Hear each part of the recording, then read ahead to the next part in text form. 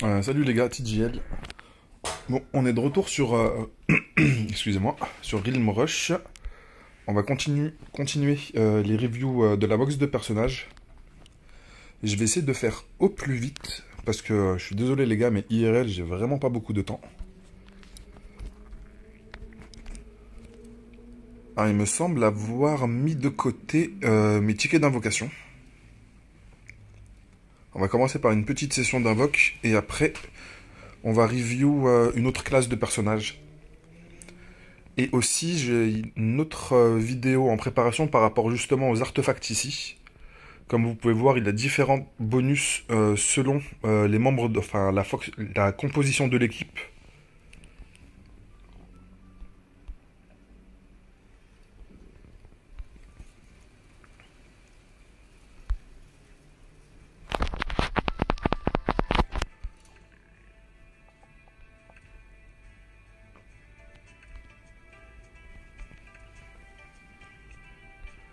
Alors, je vais juste récupérer quelques récompenses. Faudrait que je m'active un petit peu.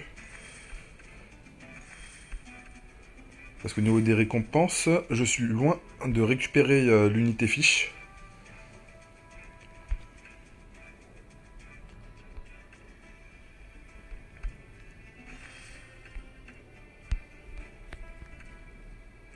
Alors, invocation, j'en ai 72.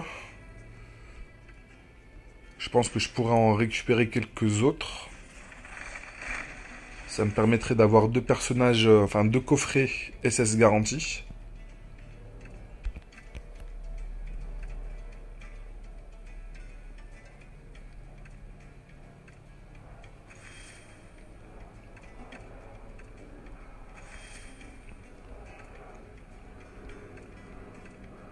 Je pense que comme ça devrait être suffisant.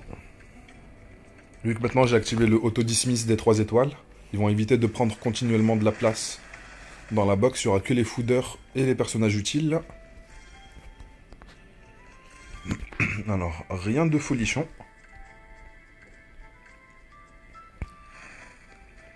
Et honnêtement, j'aimerais récupérer au moins un des 2 tanks que j'avais mentionné dans la vidéo sur les tanks, parce que je pense qu'ils sont un petit peu game changer. Et justement, par rapport aux artefacts, on peut faire une formation qui est basée sur 3 ou 4 tanks. Faudrait que je vérifie les bonus que ça donne par rapport aux tanks, mais il me semble que ça leur donne un bouclier qui est quand même assez colossal en début de partie.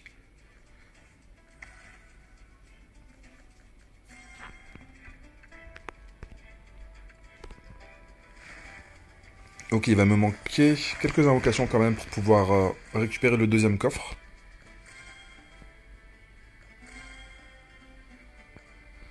Et bien sûr, on n'a eu aucun proc d'unité vraiment utile. Il va me manquer 12 invocations. Non, 14.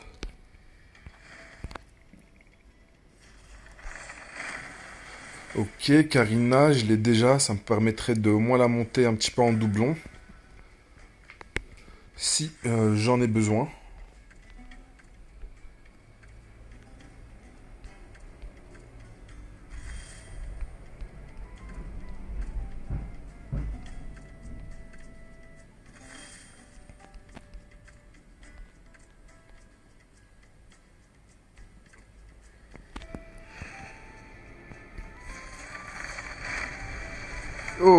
Ok, parfait. En plus, c'est une Dark Unit, il me semble.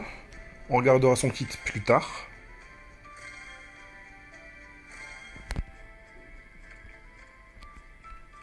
Ok, ça c'est cool. Parce que les assassins, elle, c'est un assassin, il me semble. Et les assassins, ils ont un très très bon passif. Par rapport aux artefacts qui fait qu'ils font des dégâts bruts, il me semble.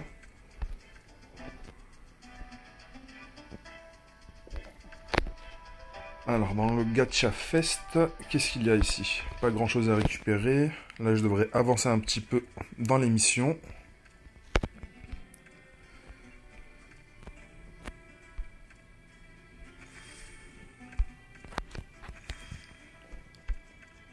Après, je pense pas que ce jeu, je vais l'arrêter tout de suite. Même pas du tout. Parce que je trouve vraiment beaucoup de plaisir à jouer à ce jeu. Je le trouve vraiment original par rapport... Enfin, il a une petite touche particulière comparée à d'autres idols que je trouve vraiment très basiques, vraiment très génériques. Ok, on a encore une multi. Il va nous manquer 4 invocations.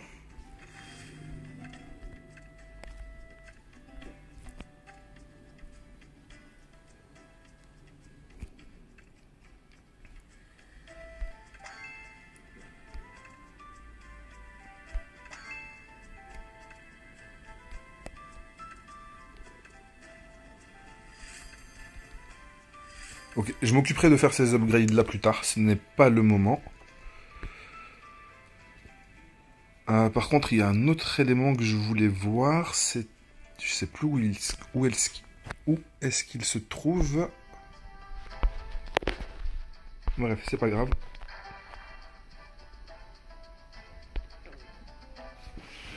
J'espère qu'on aura l'option de rajouter des cristaux pour compléter les 4 tickets que l'on a pour faire encore une autre multi.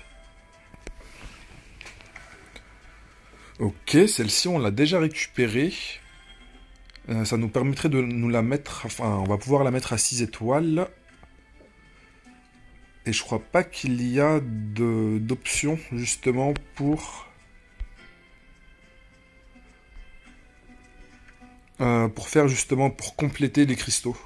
On va quand même faire un essai, mais je pense pas que ce soit le cas.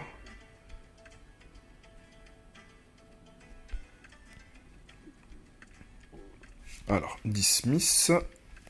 On va continuer à dismiss aussi. Une autre fois, et ça devrait être suffisant. Après, peut-être on devrait aussi faire des éveils, vu que j'ai pas mal de doublons. Bon. Ça m'a consommé directement les 2000 ressources. En espérant qu'il y ait quelque chose d'utile.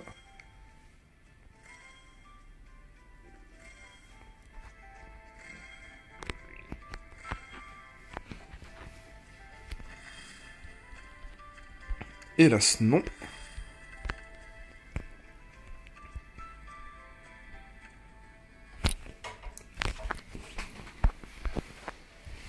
Alors, est-ce qu'on va avoir de la chance ici? Je n'ai pas l'impression.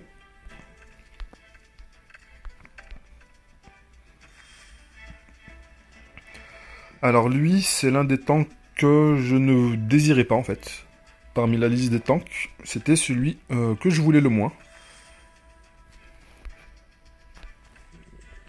Bref, c'est pas grave. Alors, on va repartir dans le Pokédex.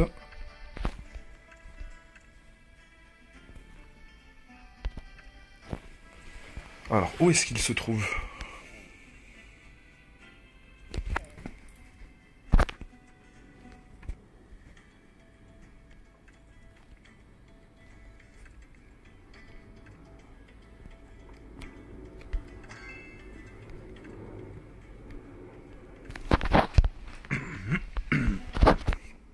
Alors, on va partir sur quelle catégorie?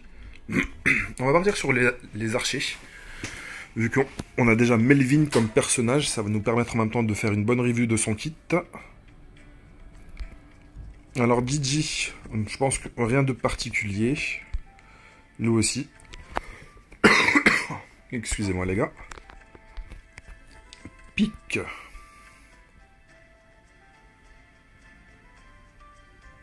Ok, ça va réduire les chances de crit de l'ennemi pendant un tour de 10%, c'est pas vraiment ouf.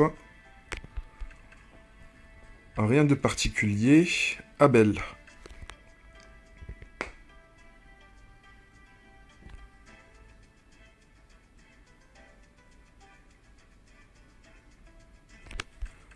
Alors le barrage, ça c'est le shoot, bullet storm, passive enemy hit by barrage time. Mais c'est quoi barrage time? Je vois pas c'est quoi en fait, je vois pas de compétence où c'est marqué barrage time ici. Bon, en gros il est censé réduire la résistance physique, enfin l'armure, la défense physique de 12%. Ici, il va infliger 6 instances de dégâts, chacune 15 plus 22% de dégâts physiques, c'est qui est quand même pas mal du tout pour une unité de rang A. Et en même temps, ça va lui faire des dégâts basés sur ses PV actuels, 8% des PV actuels. Ce qui est quand même pas mal du tout. Une auto-attaque qui est quand même, qui fait quand même pas mal de dégâts, 40 plus 50% de dégâts physiques. Je crois que même des unités SS n'ont pas une auto-attaque qui fait autant de dégâts. Alors Johnson, lui, on l'a récupéré gratuitement, il me semble, dans le premier jour. Alors son passif, c'est que ses attaques normales ont 50% de chance d'infliger des dégâts additionnels équivalents à 30% de son attaque. Ce qui est quand même pas mal du tout.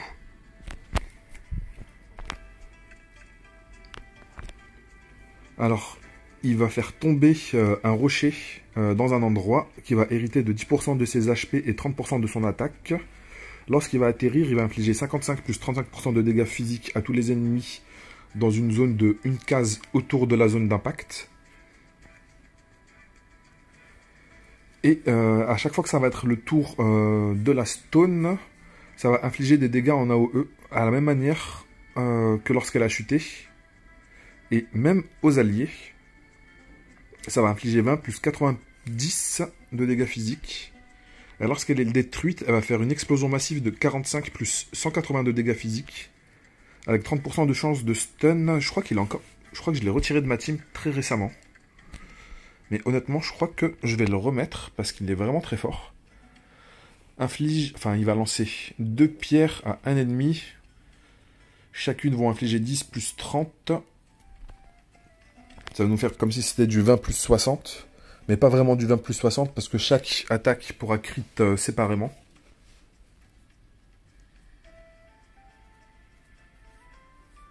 Et son auto-attaque, en plus, elle va knockback. Elle va repousser les ennemis d'une case et infliger des dégâts égaux à 20% des PV perdus. Non, vraiment, cette unité-là, elle est vraiment très très forte. J'hésite à le remettre. Bref, Raphaël, lui je l'ai déjà à 6 étoiles, il me semble.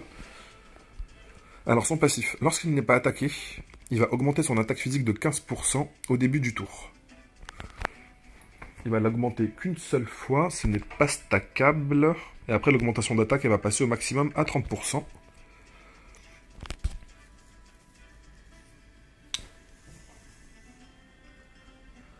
Alors son ultime, c'est qu'il va infliger des dégâts à un ennemi, 210 plus 183% de dégâts physiques et 60% de dégâts en plus par rapport au PV manquant, ce qui est quand même très très fort. Et en même temps, ça va planter un Magic Core, enfin je sais pas comment les... comme un parasite, enfin j'ai l'impression, qui va exploser au début du tour et infliger 80% de dégâts physiques.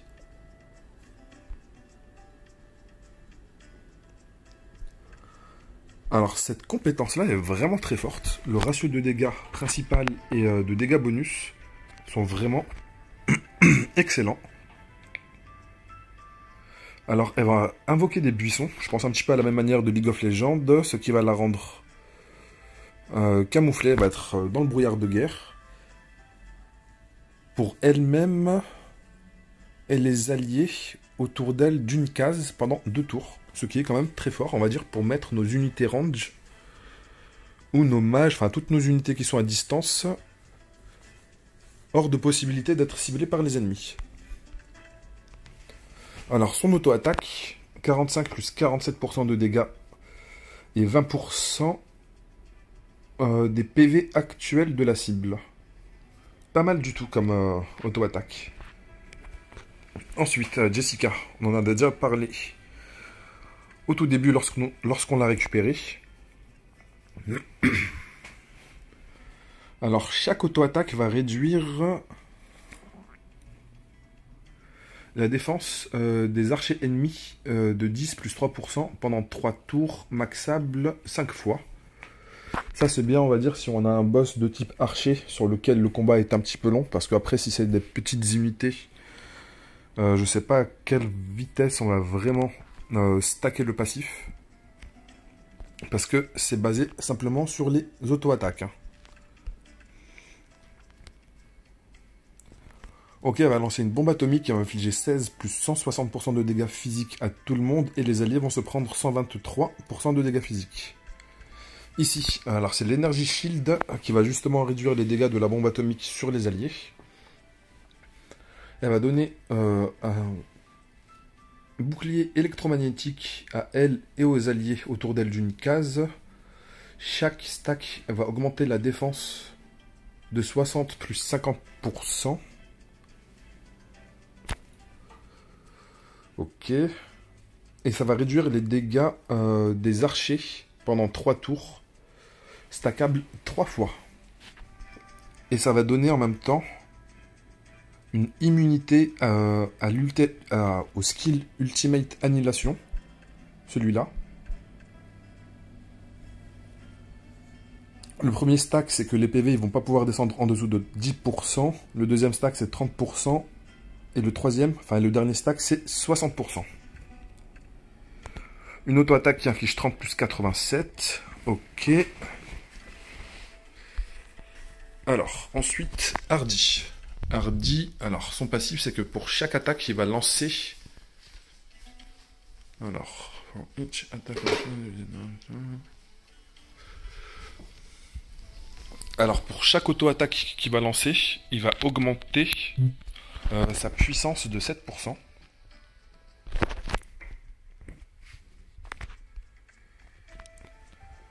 Alors, son ultime... Il va infliger des dégâts à un ennemi équivalent à 145 plus 136% de dégâts physiques à un ennemi.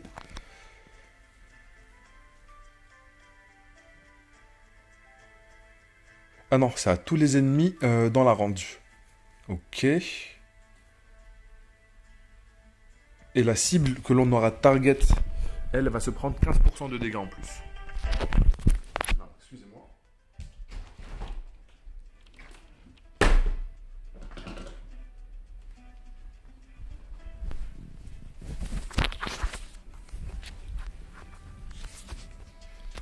Alors, son auto-attaque, c'est une attaque basique 40 plus 47.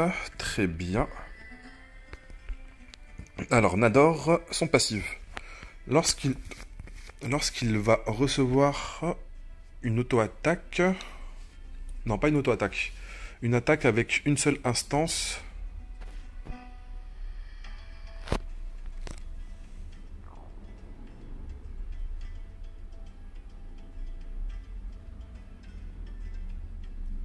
Alors, s'il se prend plus de 20% de ses PV max en dégâts, il va gagner une invincibilité pendant un tour et augmenter son crit rate de 50% contre les unités qui ont plus de 50% de leur PV actuel. Alors, je trouve ça très intéressant, sa mécanique d'invincibilité, parce qu'il n'y a pas de cooldown en fait. À chaque fois qu'il va se prendre 20% ou plus, enfin 20% de ses PV max, ok, c'est comme si en fait il avait 5 invincibilités, vu que c'est par chaque palier de 20%. Je pense qu'il va se prendre 20% au maximum et ça va faire trigger l'invincibilité, enfin j'espère. Après peut-être qu'il peut se prendre directement 47% et ça va faire trigger l'invincibilité à 47% de ses PV.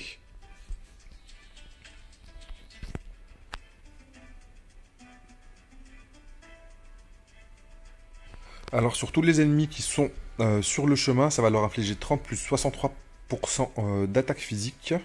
Et ça va leur voler 10% de leur attaque. Et on peut le stacker 5 fois, ça. Ça, c'est pas mal du tout.